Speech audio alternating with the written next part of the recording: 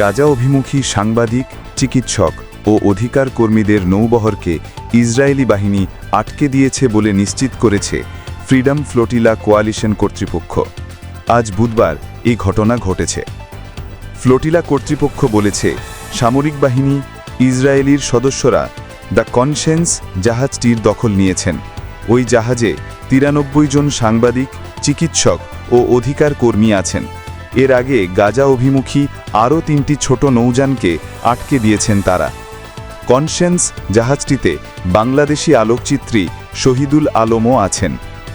সামাজিক যোগাযোগ মাধ্যম এক্সে দেওয়া পোস্টে ইসরায়েলের পররাষ্ট্র মন্ত্রণালয়ও নিশ্চিত করেছে ফ্রিডম ফ্লোটিলার নৌবহরে অভিযান চালানো হয়েছে।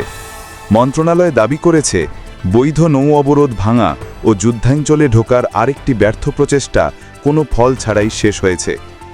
ইসরায়েলি মন্ত্রণালয় আরও দাবি করেছে, নৌযানগুলো ও যাত্রীদের একটি ইসরায়েলি বন্দরে স্থানান্তর করা হয়েছে। সব যাত্রী নিরাপদ ও সুস্থ আছেন। আশা করা যাচ্ছে যাত্রীদের দ্রুত ফেরত পাঠানো হবে। এর আগে আজ বুধবার বাংলাদেশ সময় সকাল 10:15টার দিকে সামাজিক যোগাযোগ মাধ্যম ফেসবুকে পোস্ট করা এক ভিডিও বার্তায় দ্রিকের ব্যবস্থাপনা পরিচালক ও আলোকচিত্রী শহীদুল আলম বলেন, তাদের বহনকারী গাজা অভিমুখী জাহাজটি মাঝ সমুদ্রে আটকে দিয়েছে ইসরায়েলি বাহিনী। তিনি অপহরণের শিকার হয়েছেন। শহীদুল আলম যে জাহাজে আছেন তা আন্তর্জাতিক উদ্যোগ ফ্রিডম ফ্লোটিলা কোয়ালিশন FFC ও 1000 ম্যাডলিনস টু গাজা TMTG নৌবহরের একটি জাহাজ।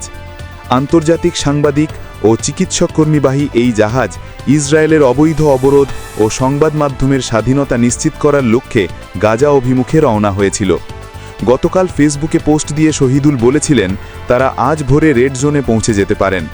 রেড জোন বলতে শহীদুল আলম মূলত সেই বিপজ্জনক অঞ্চলকে বুঝিয়েছেন যেখানে ইসরায়েলি সেনারা সম্প্রতি সুমুদ ফ্লোটিলা নৌবহরকে আটকে দিয়ে অধিকার কর্মীদের আটক করেছিলেন।